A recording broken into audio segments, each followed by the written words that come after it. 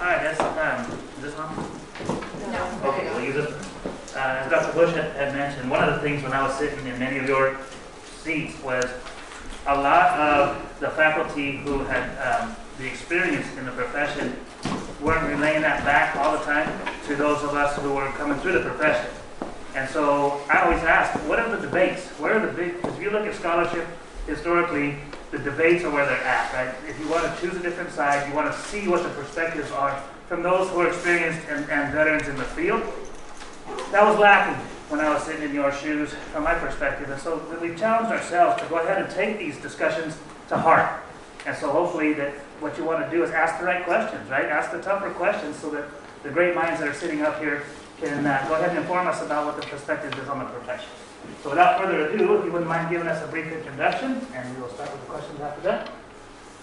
Okay, well, thank you, Dr. Bush and Dr. Hains. My name is Craig Edwards. I'm a professor of agricultural education at Oklahoma State University. And I think I joined the association in 1999, if I recall correctly, and attended my first conference in Arlington, Virginia, or Washington, D.C., basically. And thank you for coming. Hi everyone, I'm Mary Rodriguez. I'm President-elect. I'm an Associate Professor of Community Leadership at Ohio State University. And I joined this association in 2008 as a master's student and got to present my research for the first time in Fort Worth. No, that was yours. I don't remember where it was. It was really great though. Fort Worth was really great. By the way, Dr. Edwards is the current president, and on Thursday will be, I guess Wednesday will be past president of the association. My name is Kristina Hains. I'm at the University of Kentucky, and I am the Leadership Development Extension Specialist, as well as in part of the Community and Leadership Development Department. I also do kind of international development and community leadership. My first, and I'm the outgoing president, so I'm past president currently right now. My first was in 2002, the AIAEE conference as a grad student, and this is just a really great association. I've been really proud to do a variety of leadership leadership titles, let's just say, within the association. So we're excited to be here, and let's get going. All right, so the first set of questions, these questions actually came from the membership. And I think that's most important is because these are the questions that are needed to be asked the greatest up here. So the first two are pretty much in regard to what is the purpose of AIAEE. Is the focus on international development, or is the focus on developing the capacity of ag and extension education worldwide? Could it be both? That's up for you to debate. You start with Dr. Edwards. Well, I'm pretty sure I agree with Dr. Hains that what she just commented. You know, if you think about ag education and extension and the capacity that implies, well, what are they working toward? They're working toward the development of agriculture, regardless of the setting, or at least some aspect of agriculture. And that might be more, rural community development, but still it has an ag food security component. To me, that's a little bit of a distinction without a difference. And the longer I'm in this business of working with people and trying to work for people, I'm absolutely convinced that it's about human capital development, developing capacity in all the different contexts in which we do that or can do that. I know our most recent projects with people from sub-Saharan Africa, it's all been about developing their capacity as it related to being agricultural food entrepreneurs. And that's just been our international extension development outreach, if you will. And perhaps one of those words isn't even necessary. So I don't, philosophically, I don't get hung up on that differentiation.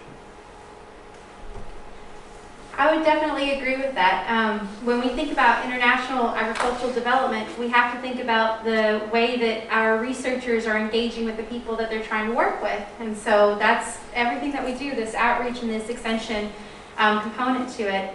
And what's really great about international development is finally catching up to the fact that we, as Westerners or with Western thinking, shouldn't be doing the developing. That it's about developing the capacity of the countries that we are working with in order for them to be able to lead the efforts themselves. Now, there are things that we do bring that are very helpful for that process, new innovations, new technologies, new ways of working with individuals, the theories of behavior change, those kinds of things.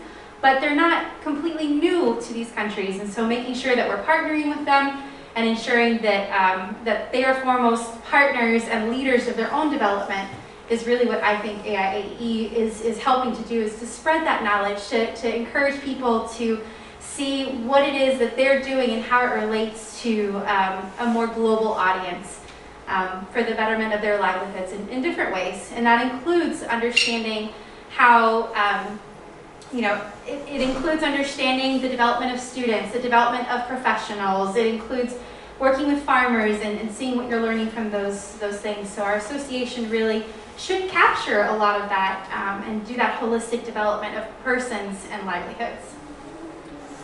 Well, some of this makes me wonder if it's going to be a debate, as Dr. Rodriguez and I were talking earlier, as much as probably just agreeing with each other, because we have a lot of very similar perspectives. But having been a part of AIAEE for a long time, I think that the overarching aspect, similar to both of what they said, it is about capacity building, and whether that looks like it's capacity building for individuals that are in different communities, or whether that's capacity building for community organizations, for groups of individuals.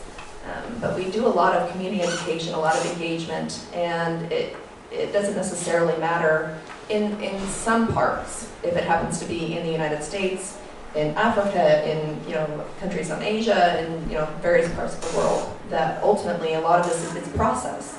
And it's getting the knowledge out there of what processes work and how to do them.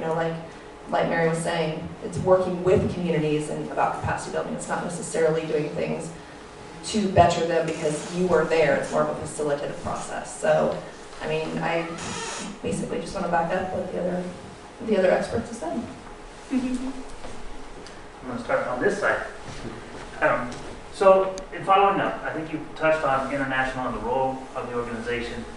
I'm looking out here and I see a lot of faces that might be interested in this question because I know I was and still am.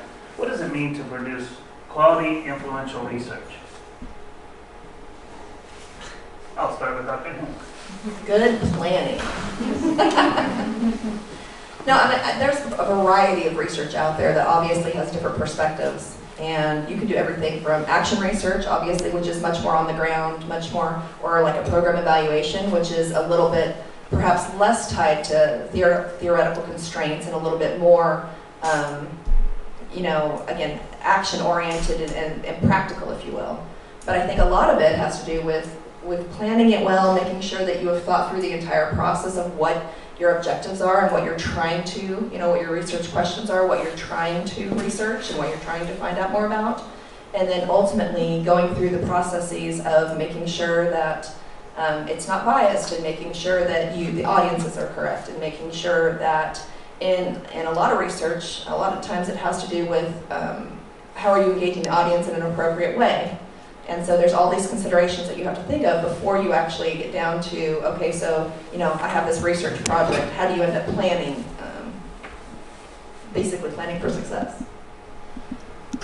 I think to add to that, for me, when you're doing research, when you are doing research in a context that is not your own, I think ensuring that the voices of those that you're working with to answer these questions are involved in the entire process.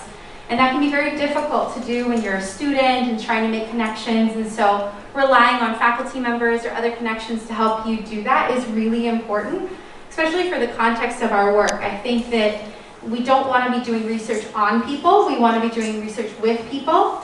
And so that requires ensuring that your methods are inclusive of their voices, that your results are disseminated back to them and checked with them, and doing that member checking and ensuring that the results are in fact what they wanted to tell you, if that's at all possible. And then finally, I think for me, and this is kind of a related point to the research question of quality research. To me, the research should be something that you didn't answer in one go. If you got your answer, it wasn't the right research question. Research begets more research. It should always drive more thought process, and you should end up with more things that you want to explore. And so I think quality research never answers a question, but rather gives you an opportunity to explore something even further.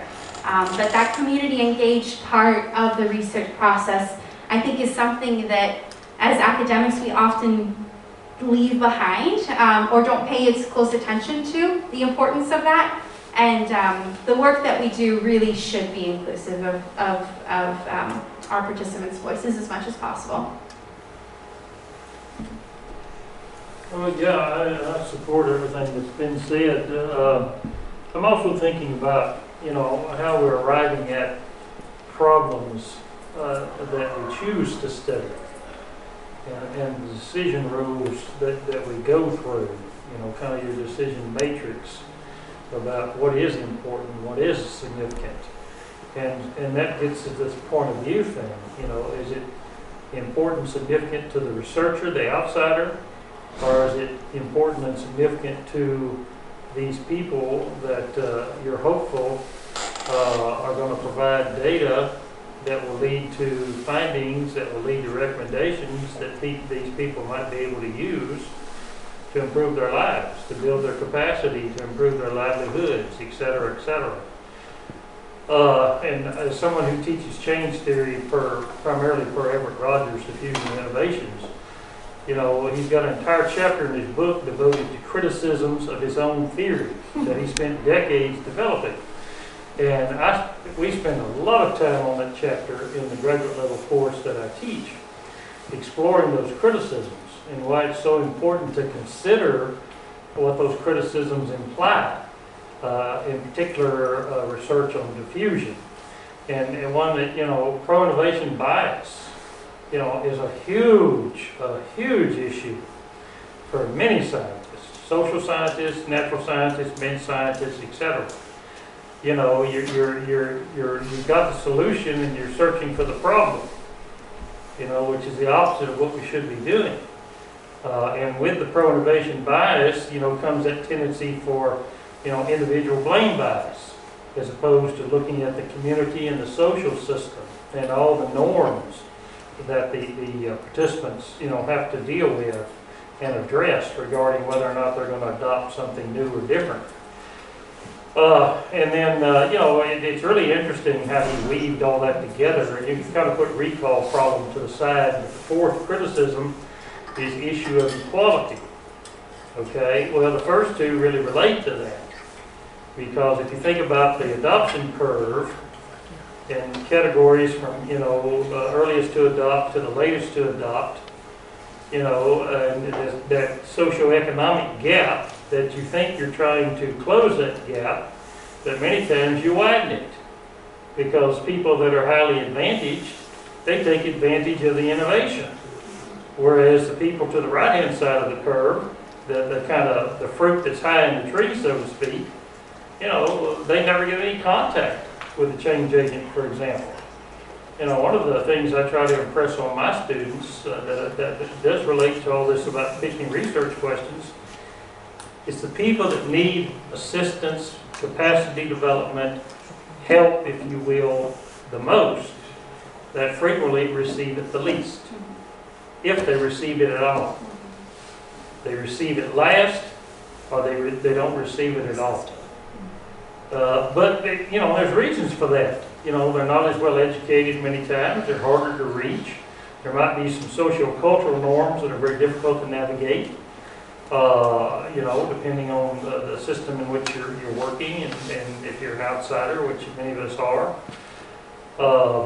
But that all, feeds into this decision matrix about what are important problems to research. And then you've got to put that up against the practical lens of, well, okay, this is a 2-year master's student or a 3-year doctoral student. What's doable? Okay? But at the same time, what's going to be valuable? And that's what we as faculty members that are that have our own research lines, need to think deeply about that. What can this student do that's worthy of, in which they have high interest, that has potential for important impact, that also is complementary to your larger research line? Because you as the faculty member have to answer to that and for that in terms of your appraisal and how you're evaluated. And as a junior faculty member, sometimes that's hard to work out and think through and come up with that kind of complementary, a line of inquiry that serves the student's needs but still serves your needs, especially if you're not yet tenured and promoted. So there's practical issues that come into this as well. And one more thing, and it's overused but frequently underdone, your work needs to be rigorous. Whatever the methodology you choose to use, it needs to be appropriate for that phenomenon, and the methodology needs to be well executed, well used appropriately. And then, the next big thing about reporting it, the quality of writing. Those of us that are faculty members can all bemoan the fact that we struggle working with students on the writing side. But it's so important.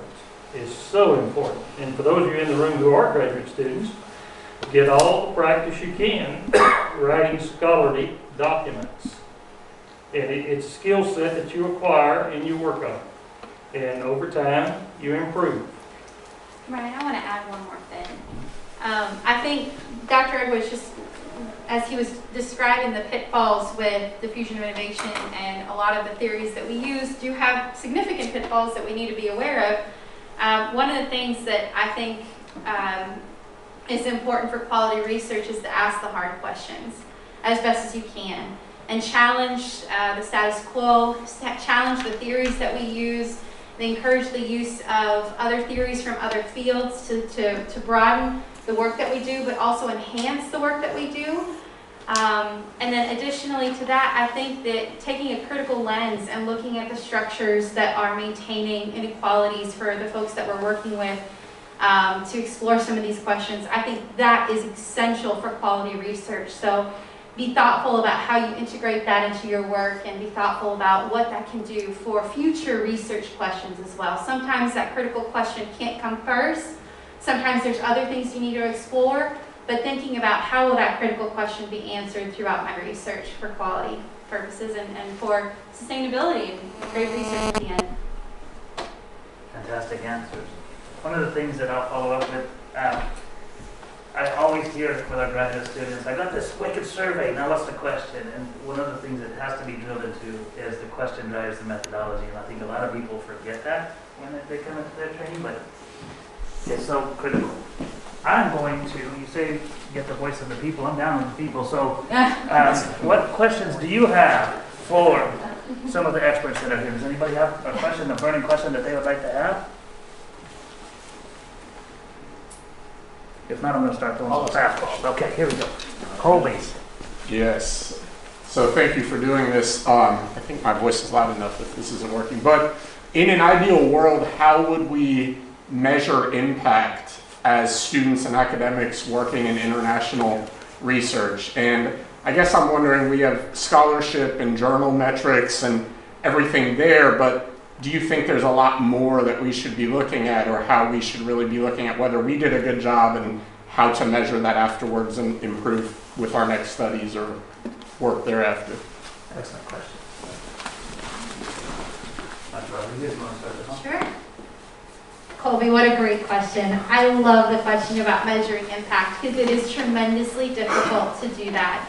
I think longitudinal studies really help with that, and I think first and foremost, our research questions aren't meant to answer and solve problems immediately, right? If we think about a complex adaptive system, things are always changing. We need to be thoughtful about how one thing touches something else, and so if you're thinking about impact, you want to be doing research that does take that perspective and sees how is the work that I'm doing affecting something else, and then how can I understand that, and the next thing, and the next thing. So I think that to answer your question, I'm going to answer it in a different way. How can we do research that is impactful? And I think that part of that is the systems perspective, answering questions, collaborating with folks that can help get different perspectives to a similar phenomena, if you will. But I think measuring impact is not going to be done through views on a journal article or even the impact factor on a journal, because at the end of the day, the questions that we're asking, if they can be given back to the community, if they can be given to practitioners that can take that information and create policy changes or create institutional changes, structural changes, programmatic changes, there's the impact. And so I think that academia in itself is very difficult for that because we very much focus on metrics to show, quote unquote, our impact. But I think that if you're interested to see the impact of your work, then you need to be doing it for a long time, and you need to be ensuring that it's integrated into practice so that you have practical things that you can give with your work to others for them to be able to use then and make the difference where it needs to be made. I'll add to that. I think we need to think about the journal metrics. For the higher index journals, it should be harder to get quality into these higher index journals, et cetera, et cetera. Now, I think that process has been overutilized in the last probably several decades, possibly, but it's similar to a lot of other things in life where it was started with this specific thing in mind, okay? You know, I do a lot of work within community leadership, community development aspects, and if you start to look at how you're making an impact within communities, again, it's not the one-size-fits-all. It's not, this is a super easy number and I can give you this number and I'm doing a good job, or I can't give you this number and I'm not doing a good job aspect. It's what's the quality of life. It's, you know, similar to what Mary was saying, you know, is there policy that's being changed? Is there more research following up the research that you're doing in order to continue to improve the quality of life, or in order to change things for a certain people group, or in order to make an impact in that way? And so I think that there's a variety of ways to see how you're making an impact with research and being positive. I do think if you're undertaking research, and again, I'm going to go around kind of the back side of this, if you're doing research because it's an easy study, because you have an idea for a survey, you heard somebody talking about something, you're like, well, that sounds kind of interesting, but you don't, there's not really a felt need or a change, you know, that you would love to see implemented, you know, like if there's not a really powerful reason for why you're undertaking the research, I think that it's probably not the right research study to undertake. And that's probably a backwards way of explaining that. But yeah, impact is a lot easier said than done sometimes, but I think it's something that's important to focus on. Dr. Edwards, would you like to add? Yeah, a couple of things, thank you. You know, I'm thinking about tools as well. Very well known in the extension research circles, logic models.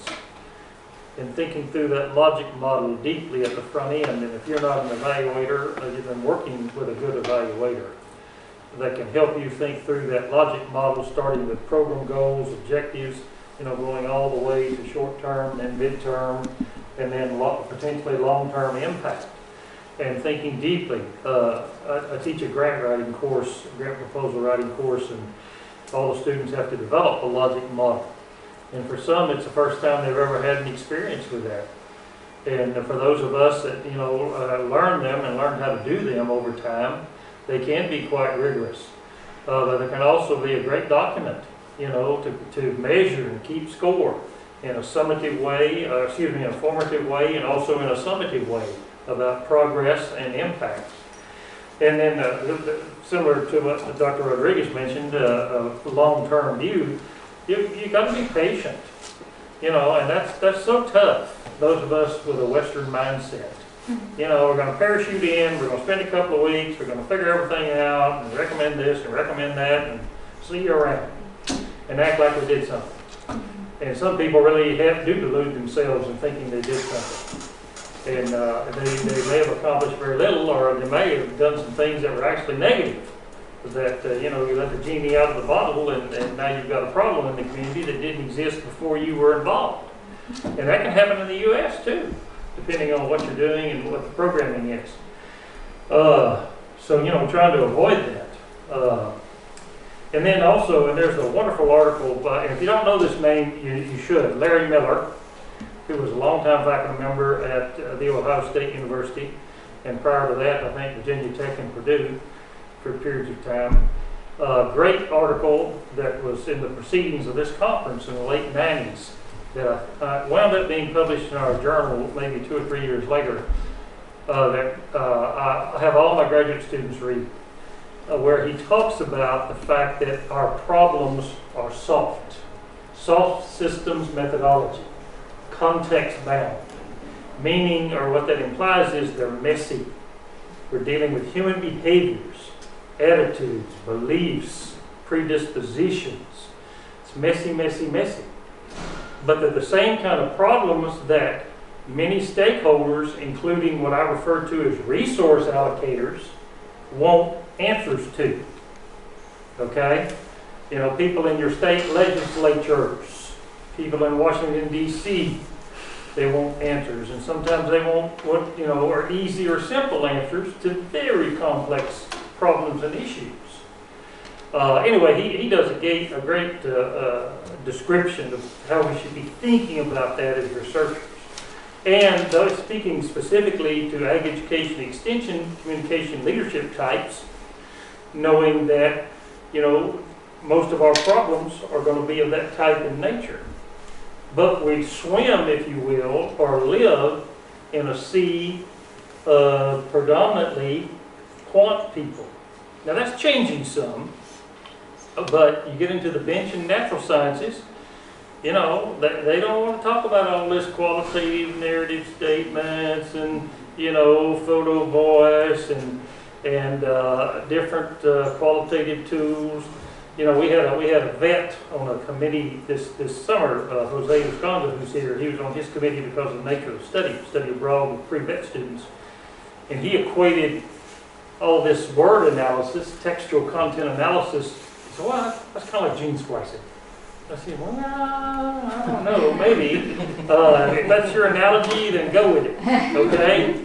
Just trying to get him to see that, you know, this is a sound, rigorous methodology if you do it correctly. But we've got to be prepared to engage with those people and collaborate with them and help them understand what it is we do and the value that we bring. Okay? And I think that that's gotten better and that continues to improve as compared to 20, 25, 30 years ago.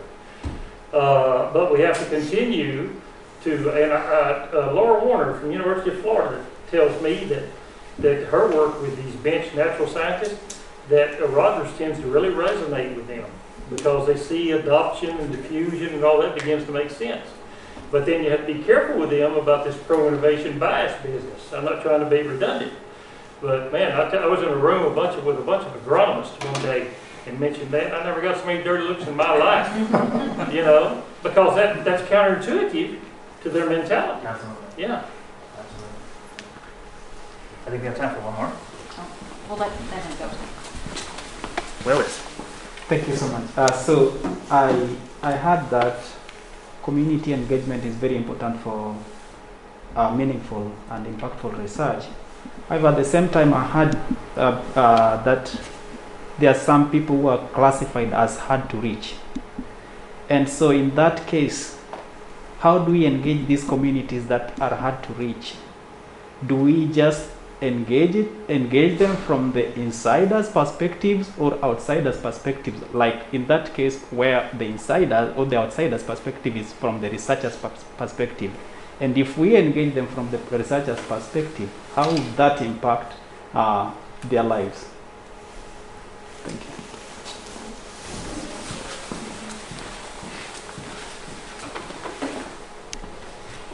So that's a great question, and I think that when you start thinking about community engagement, one of the things is specifically, and you called them hard to reach communities. Is that what your terminology? Yeah.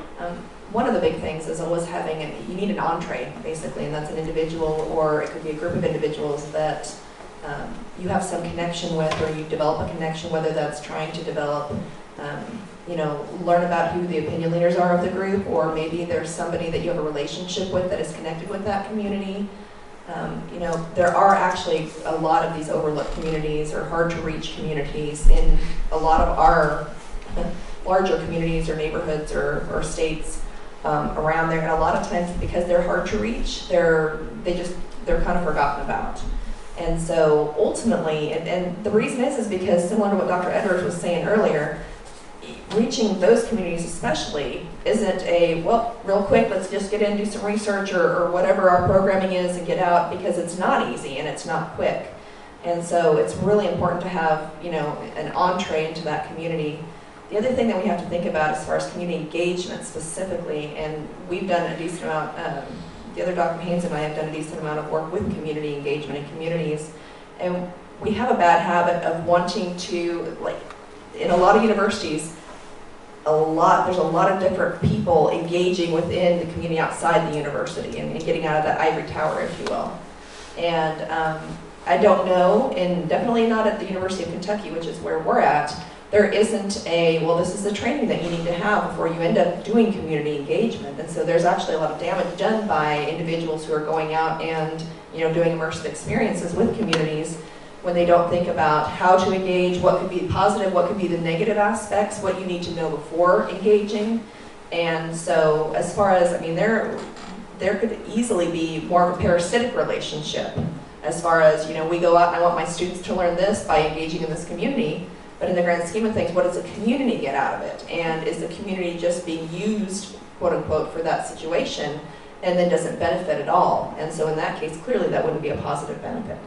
But there's a lot of situations where individuals or professors or instructors do not necessarily think about those aspects. And so there's a lot of considerations that you have to take when doing community engagement work with the different types of communities that we engage in. I think just to add to that, Willis, that's a really important question about thinking about vulnerable populations and those hard to reach. So even within a community, even a hard to reach community is going to have even those who are more marginalized and the most vulnerable in those groups, right?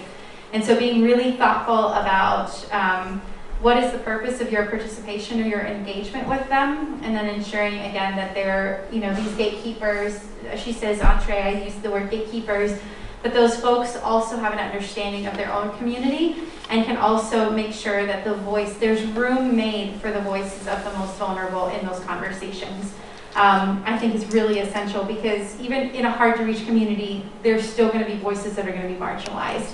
And so ensuring that somehow their voices are heard, but also being incredibly thoughtful about how you engage with them and the ethics of engaging with people who are vulnerable populations, because it's very easy to misuse or say something, misuse a phrase or say something, and then they believe that change is coming, or they believe that money is coming, or that they believe that they're gonna get resources out of this engagement, and it gives false hope. It can be very harmful for the people that are engaging in our research or engaging in this engaging with us as outsiders, right? So being very clear in your communication, very honest, very straightforward, never promising something that cannot be delivered, I think is absolutely essential when working with communities as an outsider. And I think finally, understanding your positionality. So every single one of us, even if we go back to our hometowns or where we're from, is actually an outsider because we left, because we have different levels of education, maybe different socioeconomic status than when we were there presently. And so ensuring that you understand your positionality and the way that you craft questions and the way that you engage with folks is very respectful of them and also humbling of yourself, and ensuring that that those pieces are all really clear at the beginning. And of course, I guess that kind of ties back to that question earlier about really impactful research, is making sure that that those voices are first and foremost when you're working with different communities. But thanks for asking that question, because it's really important. An additional comment on related to NGOs that kind of drives problems sometimes is, they may be just working on one issue and they need data, and they need positive data, because that's their funding model. If they don't have positive, that's why they're working with the low-hanging fruit often. as opposed to the more difficult target groups like, the hard to reach, because they know there may not be a lot of positive data, or it may be very slow in coming. So that's more of a structural problem with some NGOs and CBOs. Your question makes me think a little bit about the balance between scientific or scientifically based knowledge as opposed to indigenous knowledge, and respecting indigenous knowledge. And respecting and at least appreciating the fact that, these people have survived for a long time in this environment or context and dealt with lots of problems and issues to survive that is worthy of us paying attention to. Their local irrigation system, for example, or when they choose to plant or not plant. Just ignoring that is a big mistake on the part of the outsider, change agent, whatever label you want to use. And then I'm reminded of an article by Maria Navarro. Some of you know her. She's at the University of Georgia. That she wrote, it's been 12, 14 years ago now, she describes the collaboration between researchers, extension agents, and local producers.